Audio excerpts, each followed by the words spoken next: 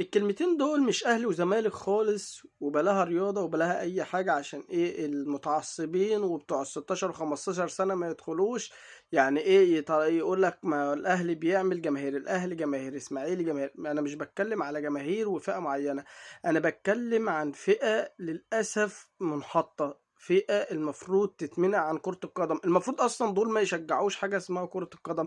كرة القدم معمولة للاخلاق، للترفيه، لساعة لعب، فاهم انت؟ الدنيا تبقى حلوة كده تتبسط بيهم وخلاص، تشوف حياتك وتشوف دينك وتشوف مدرستك، ولا تشوف كليتك، ولا تشوف شغلك، ولا تشوف، عارف انت، تشوف حاجات كتير اهم من ان انت تخوض في عرض للأسف زوجات لعيبة وتشتم لعيبة.